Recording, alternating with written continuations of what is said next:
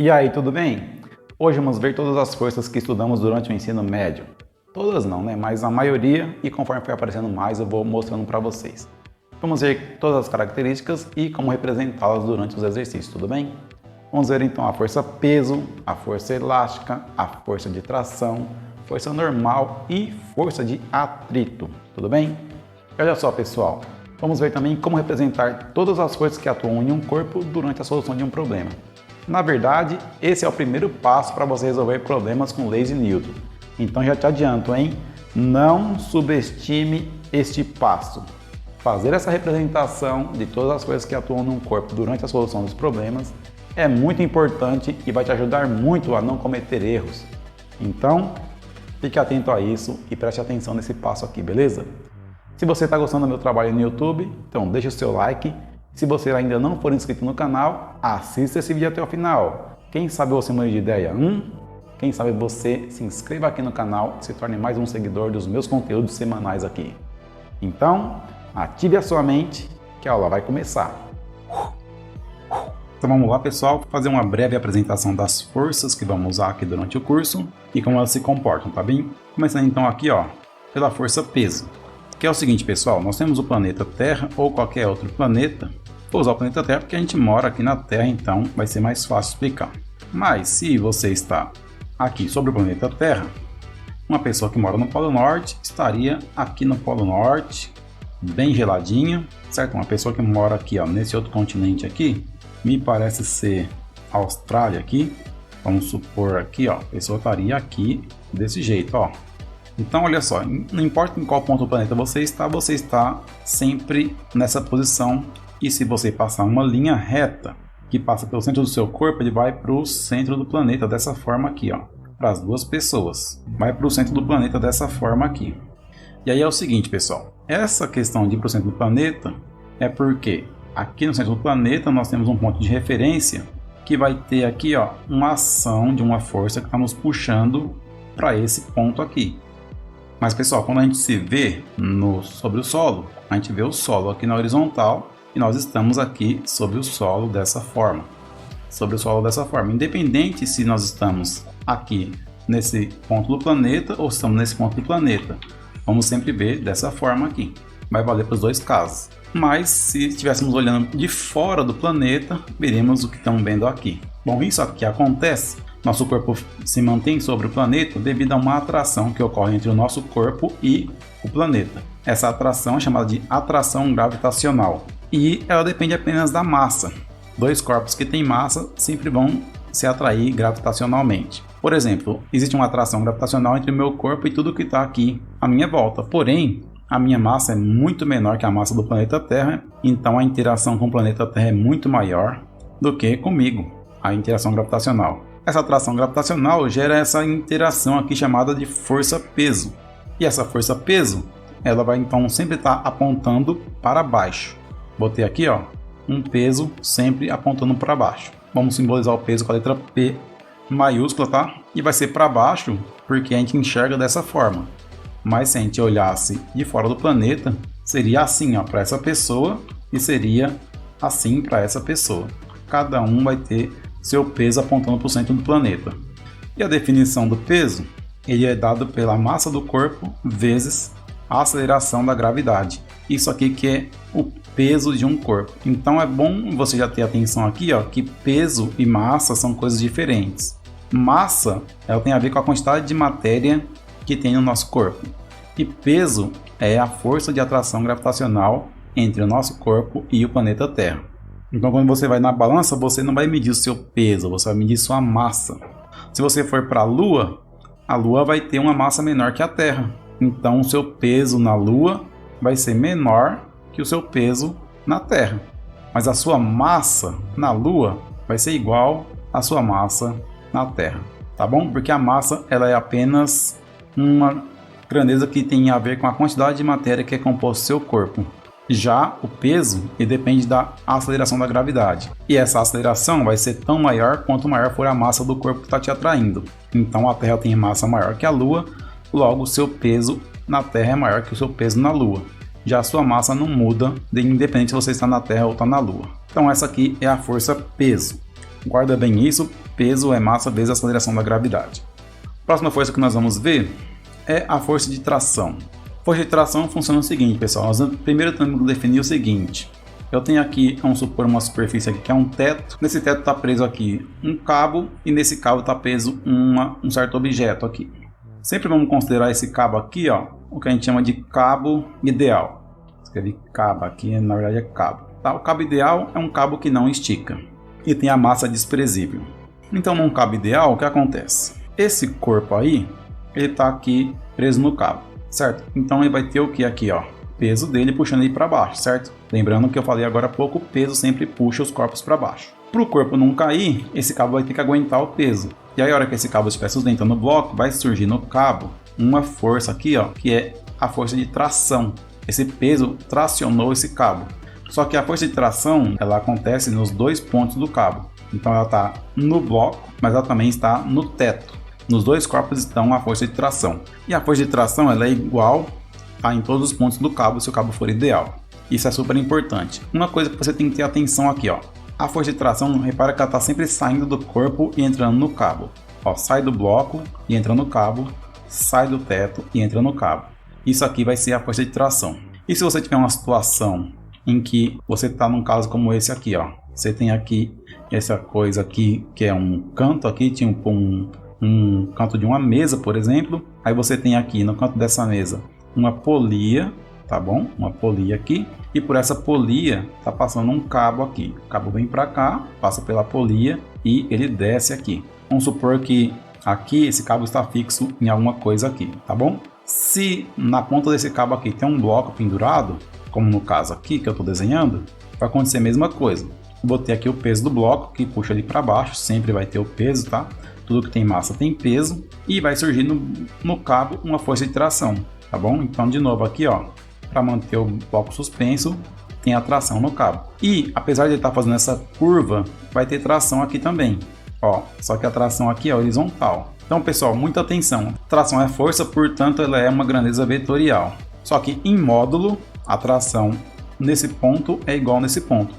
Por vetores não é igual, porque esse é horizontal e esse é vertical. Mas em módulo, essa tração é igual a essa tração aqui, porque é o mesmo cabo. Então você vai poder usar em módulo isso aqui.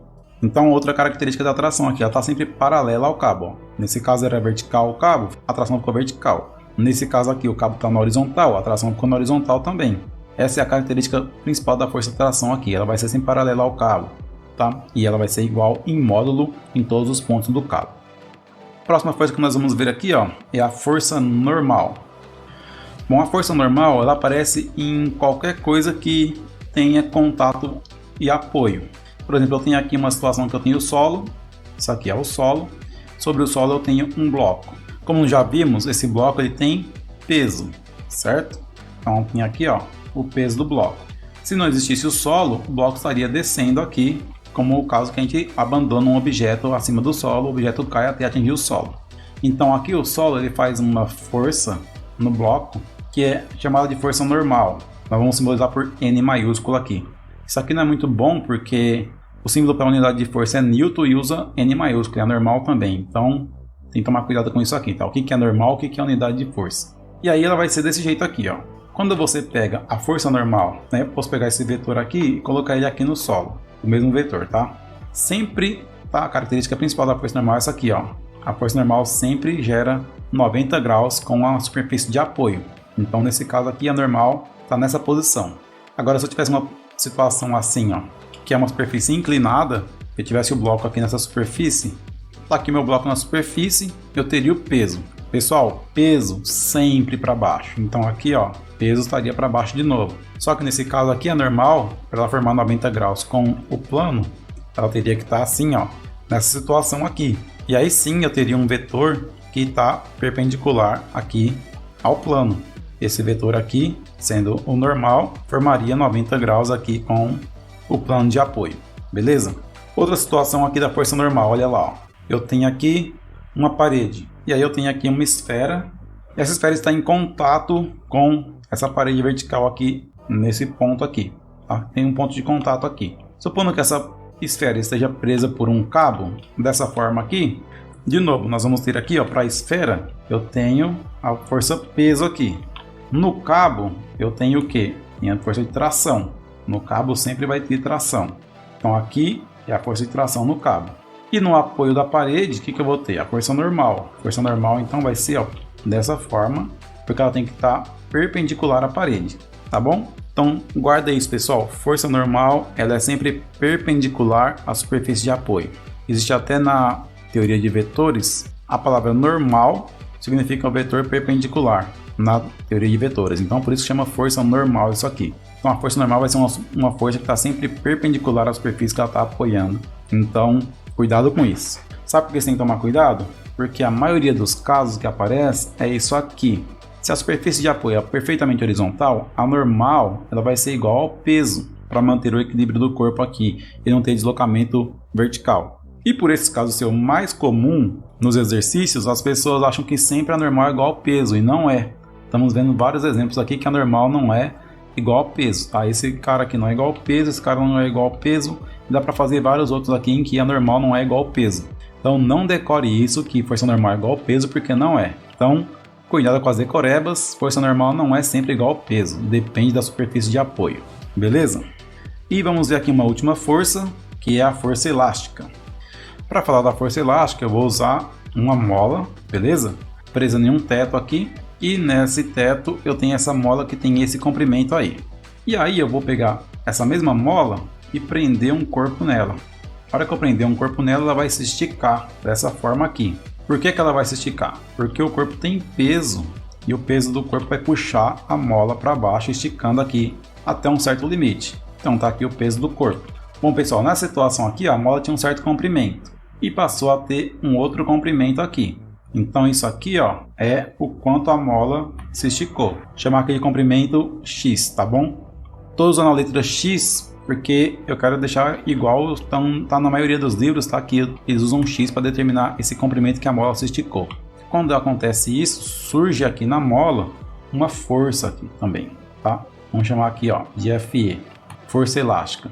E essa força depende de duas coisas, depende do que a mola é feita, se ela é feita de cobre, de aço, de bronze, de qual material é feita a mola e quanto ela foi esticada. Quanto mais você estica, maior fica a força. Por isso que o bloco esticou a mola até um certo ponto, depois parou de esticar. Por quê? Nesse ponto que ele parou de esticar, a força elástica equilibrou a força peso e quando as forças são iguais, não há mais movimento aqui na vertical. Então essa força passou a ser igual a essa, parou de esticar a mola. Só que pensa comigo, existiu vários momentos aqui, ó, entre a mola sair desse ponto, chegar nesse, em que eu tinha valores menores de X do que o que está desenhado. Existia força elástica também, só não era suficiente para equilibrar o peso.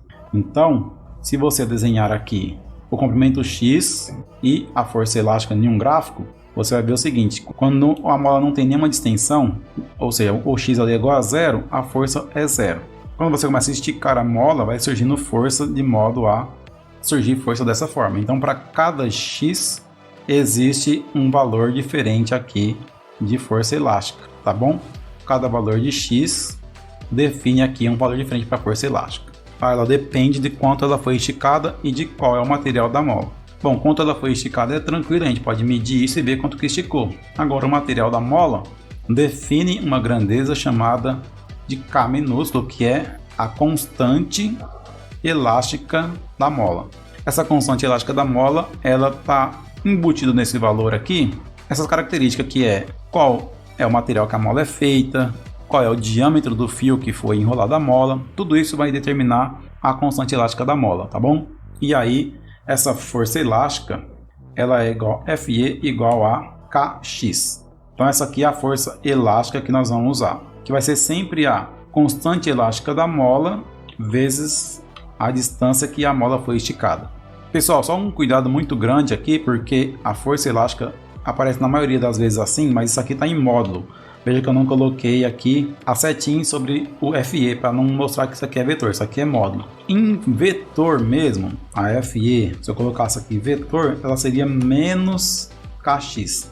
Então é menos KX, porque acontece o seguinte, pessoal, a mola, ela pode tanto ser esticada quanto ser comprimida para gerar a força. Vou fazer aqui um desenho para mostrar essa questão da força ser menos KX em vetores. O que acontece? A força elástica ela sempre vai estar contra ao que você fizer. Se você esticar a mola, ela vai estar puxando contra o que você está fazendo. Se você pressionar a mola, ela vai estar contra também o que você está fazendo. Ela sempre é contra a sua ação. Então vamos fazer o seguinte, ó, vamos colocar aqui ó, o número 0, beleza? Vou colocar aqui uma linha de referência e eu tenho aqui ó, a mola no comprimento natural dela. Se eu esticar a mola, ela vai estar esticada e vai ter um comprimento maior que 0, que vai ser esse valor aqui. Tá? Vai ter um valor x1 aqui que é maior que 0. Se eu comprimir a mola, eu vou ter aqui um comprimento menor que 0, que é esse comprimento aqui eu chamo de x2, que é menor que 0. Beleza? Está à esquerda de 0, então é menor que 0. Então veja, ó, quando eu vou lá na minha fórmula e considero vetor, essa diferença aqui, ó, ela é positiva, esse valor aqui ó, é positivo, essa distância aqui que é positiva aqui, então fica x1 menos 0, que dá x1, fica positivo, certo? Aí você vem aqui na fórmula, tem negativo com positivo, certo? Na primeira situação aqui.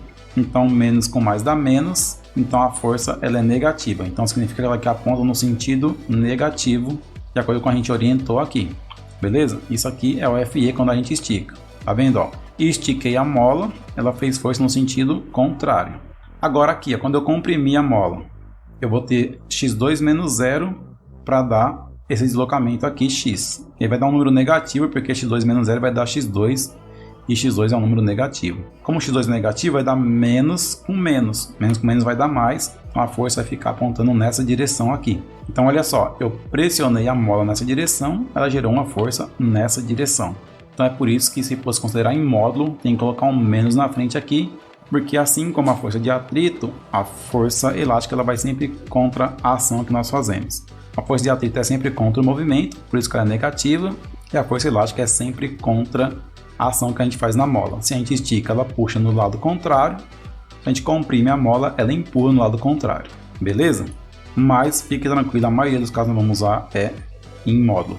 E por falar em atrito, é a última força que vamos falar hoje. Vamos falar aqui da força de atrito para finalizar. E a força de atrito, pessoal, é o seguinte. Imagine que eu tenho aqui uma superfície. Eu tenho aqui uma superfície, pode ser inclinada ou não. E sobre essa superfície aqui eu tenho um bloco. Vamos desenhar aqui o bloco. E o bloco está aqui em contato com a superfície. Tá bom? E aí eu quero arrastar esse bloco. O que vai acontecer? Eu vou fazer uma força aqui, ó, que eu vou chamar de F, que eu quero arrastar o bloco. E esse bloco ele tem aqui ó, uma força peso, que está gerando aqui um contato entre o bloco e o plano, né? E tem aqui a força normal. Aí pessoal, se eu pegar essa região aqui ó, do contato entre o bloco e a superfície e ampliar bastante, o que nós vamos ver? Nós vamos ver assim, ó, o solo ele tem uma certa irregularidade aqui. E o bloco também tem irregularidade aqui, certo? Ampliando muito aqui você vai ver isso aqui. Isso aqui, ó, isso é chamado de rugosidade. E a rugosidade dos corpos gera um entrelaçamento entre as asperezas. Cada pontinho desse aqui é chamado de aspereza. E aí, a força de contato entre essas asperezas gera o que a gente chama de força de atrito. Então, para deslizar o bloco sobre a superfície, eu ia ter que romper essas asperezas aqui. Tá vendo? Essa aspereza do solo ia ter contato com essa aspereza aqui do bloco. Aqui também, ó, essa aspereza teria contato com essa aspereza aqui. Esse contato entre as asperezas, entre as rugosidades, gera atrito. E elas têm que quebrar as asperezas para gerar o deslizamento. E essa quebra das asperezas gera o que nas peças? Desgaste. Tá? Por isso que as peças mecânicas têm que ser repostas depois de um certo tempo. Porque o atrito entre as peças gera um desgaste. Então, por esse contato aqui entre as asperezas, surge aqui uma força de atrito. A gente vai chamar de FAT. A força de atrito, ela é super complexa, tá? Para determinar atrito é algo muito complexo. Até hoje não existe uma fórmula que determina atrito de maneira idêntica para todo mundo, porque ela depende de muito mais fatores do que simplesmente essa interação. Ela depende do que é feito o bloco e do que é feito o solo. Quais são os materiais que estão em contato. Isso vai influenciar no atrito.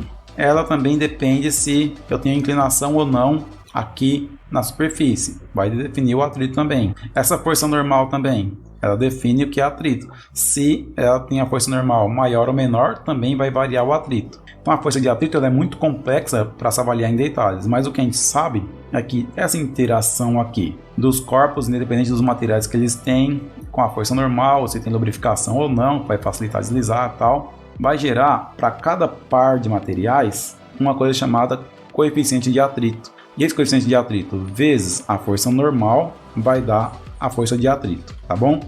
O coeficiente de atrito ele pode ser de duas formas. Ele pode ser estático ou ele pode ser dinâmico.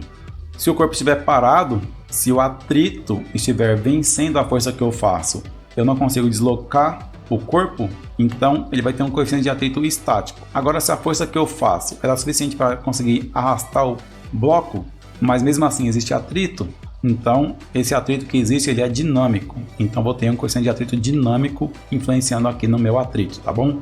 Bom, aqui pessoal, foi uma apresentação das forças. Claro que foram muitas coisas apresentadas aqui e pode ter gerado aí um desespero. Oh my God, tenho que decorar tudo isso? Pessoal, você não vai decorar, você vai aprender naturalmente resolvendo exercícios. Vou fazer vários exercícios aqui envolvendo essas forças que eu apresentei para vocês hoje, tá bom? E aí nós vamos praticar e vocês vão ter contatos maiores e mais aprofundados com essas forças e vão saber como usar cada uma delas durante os exercícios, tudo bem?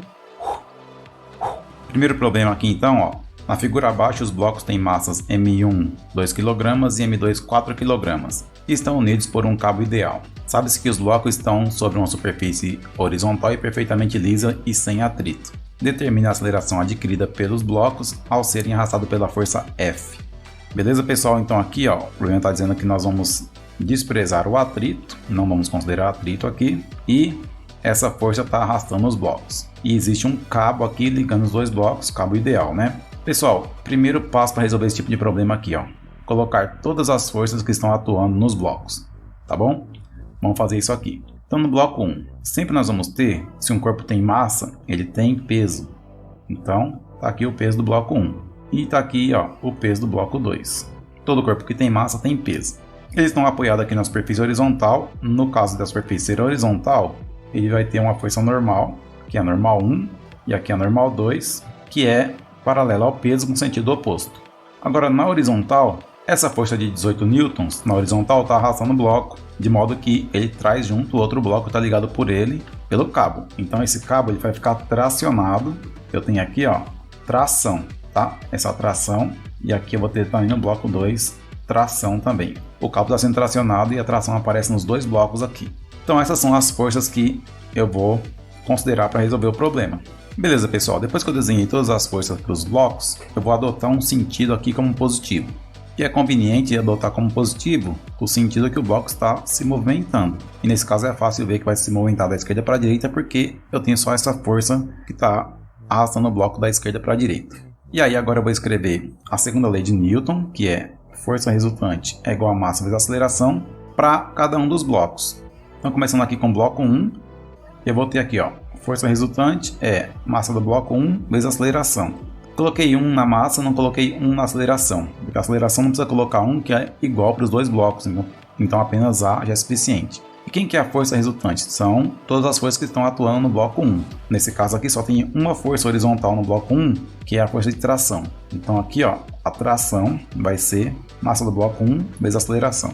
Na vertical, pessoal, ambos os blocos não vão ter movimentos, porque numa superfície perfeitamente horizontal, o peso e a normal se equilibram e não ocorre movimento vertical. Apenas se houvesse mais uma força aqui além da normal para cima, para conseguir levantar o bloco, tá? Então nesse caso não há nenhuma força além da normal aqui para cima, então não há movimento vertical. Tudo que eu estou analisando aqui é apenas para a horizontal. Então continuando aqui, ó, a única força horizontal no bloco 1 é a tração, ela é massa vezes aceleração. E o problema falou que a massa do bloco 1 é de 2 kg, então a tração é igual a 2A. Para o bloco 1 eu consigo ir até aqui. Tem duas variáveis, não dá para continuar essa conta aqui. Mas eu posso agora escrever para o bloco 2 a mesma coisa. Força resultante é massa do bloco 2 vezes aceleração. Para o bloco 2 eu tenho duas forças aqui, ó. Eu tenho a F de 18 newtons e tenho a tração.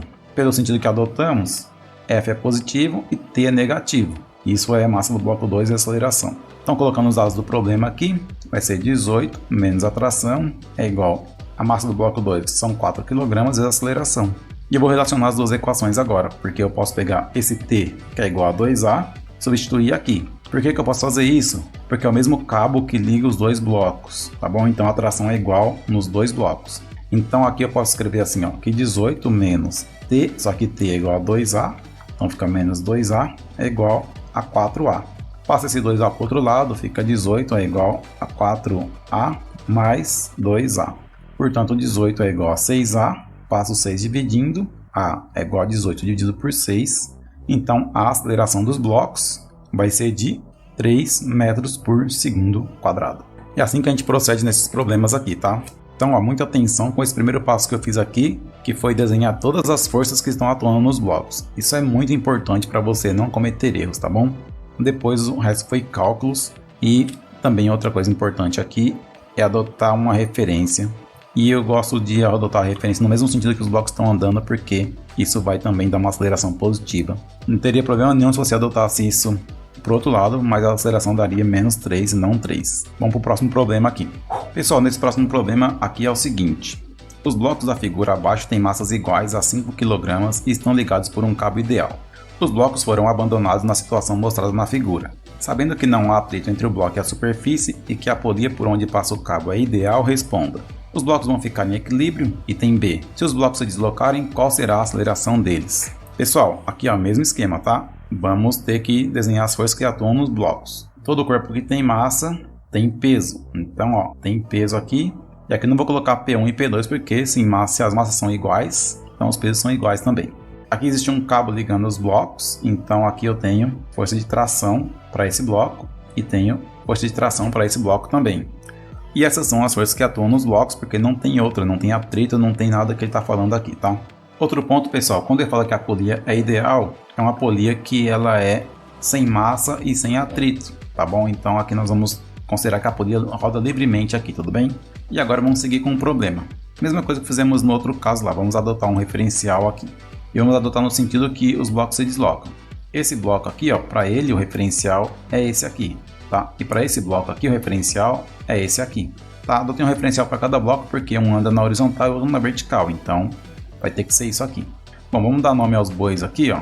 Vamos colocar aqui esse cara aqui chamado de bloco 1, esse cara aqui de bloco 2, porque aí a gente consegue avaliar cada um separadamente. Então vamos usar a segunda lei de Newton, força resultante é massa vezes aceleração. Separando aqui para cada bloco, vou começar com o bloco 1. Força resultante vai ser a massa, que é 5 kg, vezes a aceleração. E a única força que está atuando no bloco é a tração, então tração é a resultante. Deu 5A aqui, beleza? Bloco 2 agora. A força resultante vai ser 5A também, porque o bloco tem a mesma massa que o bloco 1. Só que para o bloco 2, a resultante é peso menos tração, tá bom? Igual a 5A. E peso é massa vezes a aceleração da gravidade. Tá? A gente vai sempre considerar a aceleração da gravidade igual a 10. Então é 5 vezes 10 menos a tração igual a 5 vezes A. Chegamos igual na situação do problema anterior. Tem que substituir essa tração por 5A, porque é o mesmo cabo, então é a mesma tração aqui atuando nos dois blocos. Então, ó, 5 vezes 10, 50, menos a tração, que é 5A, é igual a 5A. Passa esse menos 5A para o outro lado, vai ficar aqui 50 é igual a 5A mais 5A, portanto 50 é igual a 10A, passo 10 dividindo, a aceleração vai ser 50 dividido por 10. Então a aceleração vai dar 5 metros por segundo quadrado, ok? Então veja, um problema parecido com o anterior, mas agora tínhamos que tomar cuidado porque existe movimento vertical para o bloco 2, ele não está apoiado como o bloco 1, então ele se movimentaria na vertical. O bloco 2 apenas na vertical seria o movimento e o bloco 1 apenas na horizontal. Porém, estão relacionados pelo cabo, eu pude relacionar os dois aqui e chegar na aceleração deles, que deu 5 metros por segundo ao quadrado. Respondendo então as perguntas aqui, ó, os blocos vão ficar em equilíbrio, que é a pergunta do item A. Seria não aqui. Por quê? Porque para ele ficar em equilíbrio teria que ter alguma força aqui, ó, impedindo o bloco 1 de andar. E essa força não existe, tá? Não tem atrito entre o bloco e a superfície, então ele vai deslizar aqui. Então não ficaria em equilíbrio. E o item B respondendo qual seria a aceleração dos blocos, então tá feito aqui o item B, que deu 5 metros por segundo quadrado, tá aqui embaixo. Show! Vamos para o próximo problema agora. Dois blocos de materiais diferentes e com massas M1 5 kg e M2 10 kg estão sobre uma superfície horizontal. Sabe-se que os coeficientes de atrito dinâmico entre os blocos e a superfície são μd1 0,2 e μd2 0,25. μd aqui, ó, a gente usa esse Dzinho para indicar que é dinâmico aqui, tá? Então por isso que tem esse Dzinho. Então no bloco 1 vai ser 0,2 e no bloco 2 vai ser 0,25.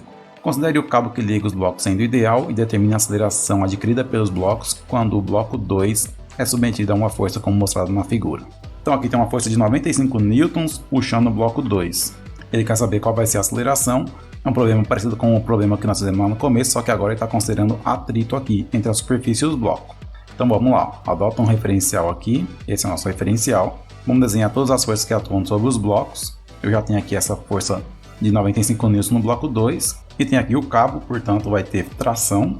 E vai ter tração no bloco 1 também. Lembrando que quando tem cabo, a tração atua nos dois blocos que estão ligados por esse cabo.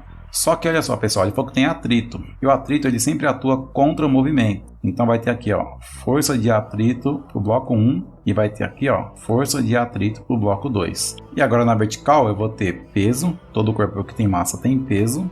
Então eu vou ter a normal também. Peso 1, normal 1. Para o bloco 2, mesma coisa. Tem o peso dele aqui, ó, peso 2. E tem a força normal do bloco 2. De novo, nós vamos usar a gravidade igual a 10 para calcular o peso aqui quando precisar, tá?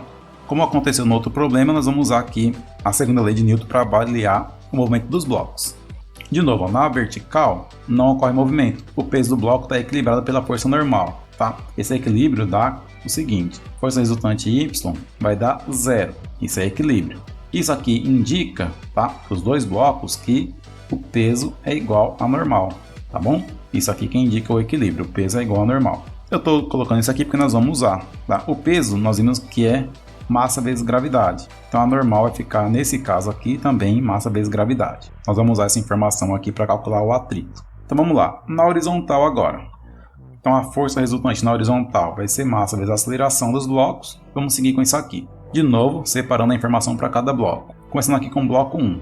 No bloco 1, quais são as forças que estão atuando sobre ele? Na horizontal, eu tenho, no mesmo sentido da referência, tração e contrário à referência, a força de atrito.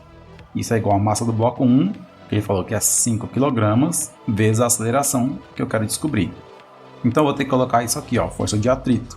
Pessoal, força de atrito, ela é coeficiente de atrito dinâmico vezes a normal. Então, para esse caso aqui, ó, a força de atrito vai ser... O coeficiente de atrito ele falou que é 0,2 para o bloco 1.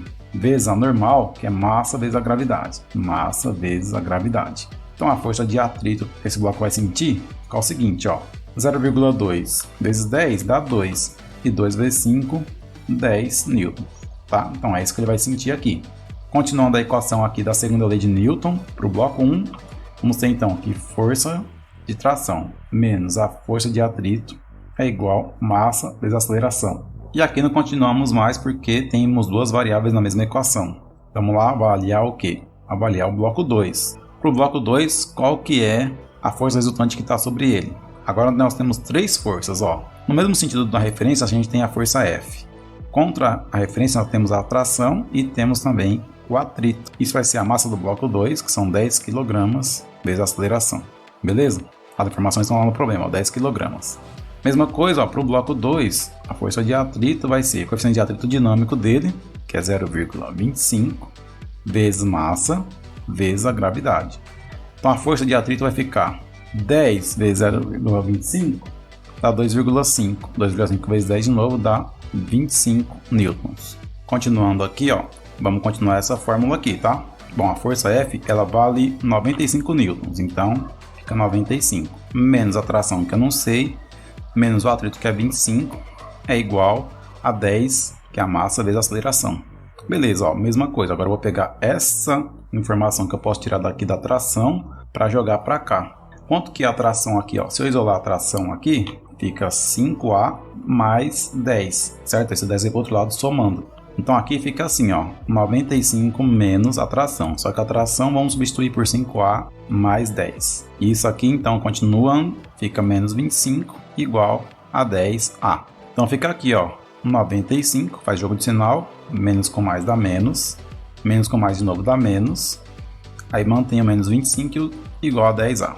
Tenho 95 positivo, 35 negativo. 95 menos 35 dá 60. Aí eu tenho 10A lá na direita. Esse 5A vai para a direita, fica somando. Então eu vou somar 5A. Somando esse 5A, eu vou ter então que 60 é igual a 15A.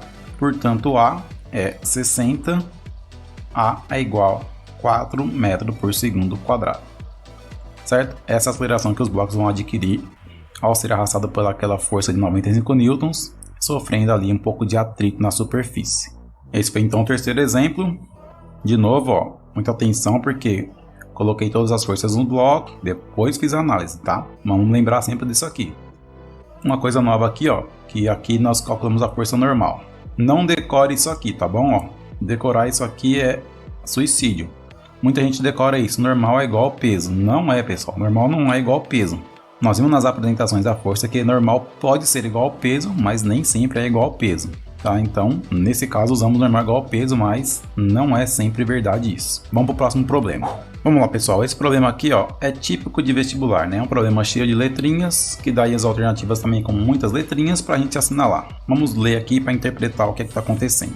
Uma mola de constante elástica K e comprimento D está presa por uma de suas pontas em um teto. Se pendurarmos um corpo de massa M nesta mola, de modo que o sistema entre em equilíbrio, qual será o novo comprimento da mola? Bom, aqui não tem figura, nós vamos ter que desenhar o que ele falou, beleza? Então, ó, vamos supor que isso aqui é o teto, beleza? Aqui é o teto. Eu tenho aqui a mola, ela está aqui normalzinha no teto. E aí, eu vou pendurar um peso nela, beleza? Então aqui, esse cara tem um peso pendurado. Esse bloco aqui representa meu peso.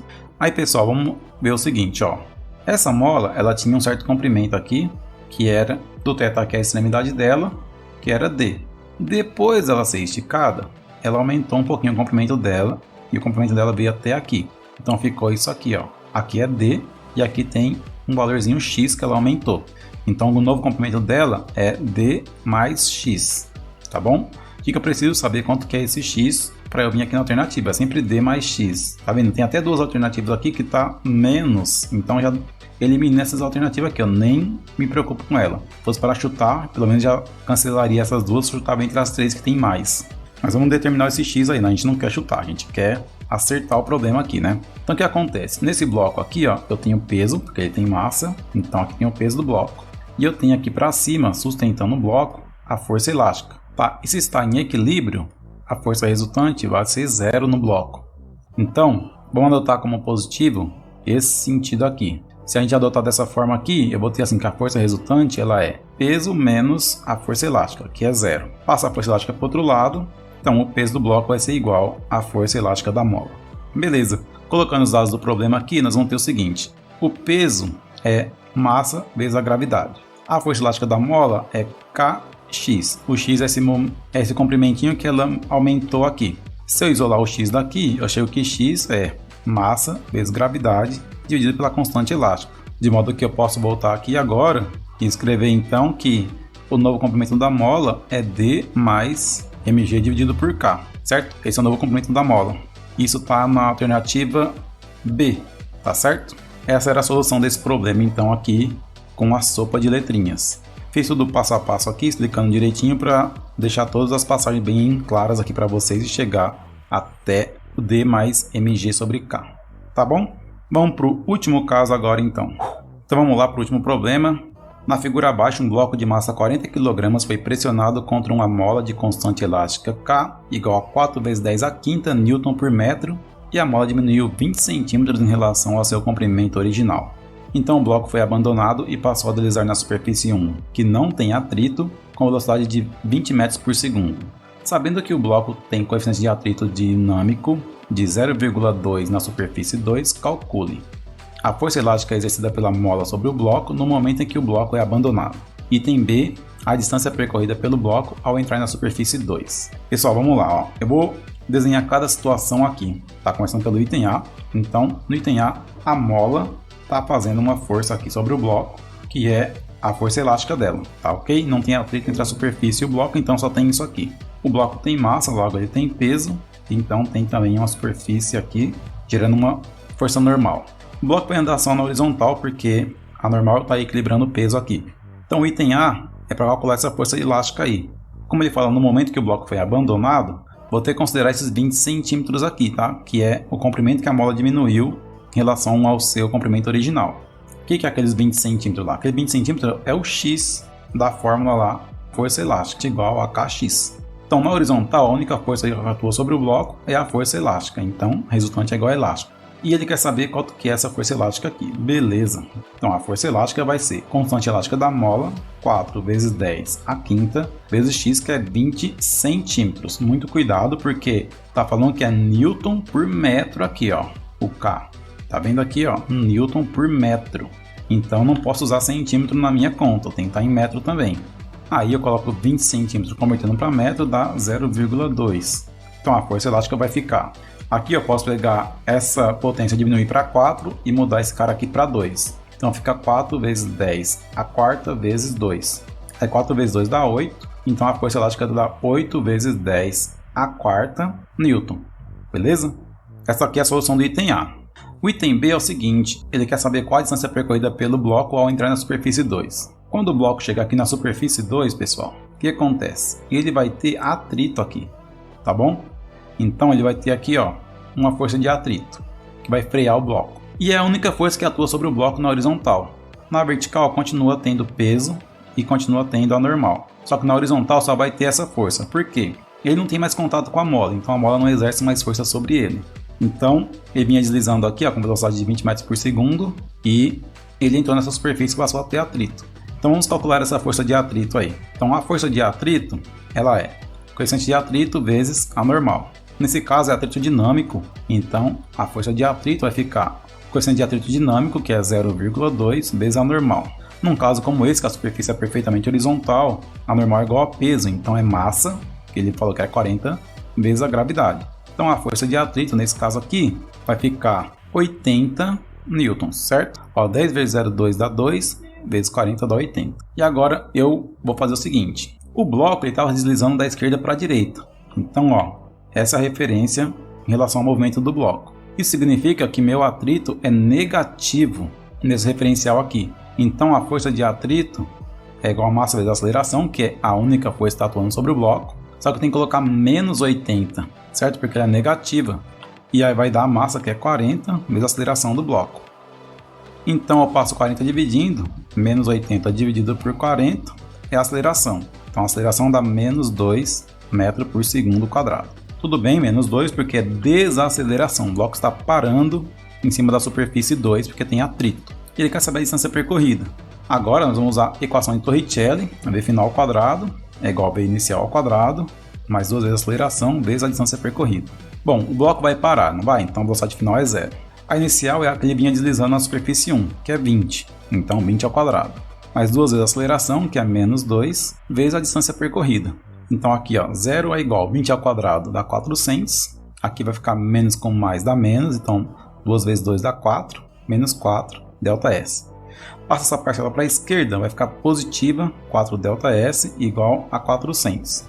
Eu passo 4 dividindo e descubro que o ΔS vale 400 dividido por 4, portanto a distância percorrida sobre a superfície 2 vai ser de 100 metros, tá bom? Ele vai entrar na superfície 2, vai passar a ter atrito, vai começar a perder velocidade e no momento que ele parar, ele vai ter percorrido 100 metros sobre a superfície 2. Beleza? Então aqui um outro problema sobre lei de Newton, e aqui além de usar os conceitos de lei de Newton, usamos também aqui os conceitos de cinemática para calcular o finalzinho do item B aqui, que é a distância percorrida. Muito bem, vimos então essas forças e como aplicá-las durante a solução de problemas com leis de Newton. Mas como eu disse, vamos ficar várias aulas aqui nesse assunto de lei de Newton, então faremos ainda mais exercícios e mais exemplos nas próximas aulas, tudo bem? Se você gostou desse vídeo, deixe o seu like, se inscreva no canal, ative as notificações e compartilhe esse vídeo aí com a sua galera, beleza? Um abraço do professor Eliel, até o próximo vídeo e por hoje é só.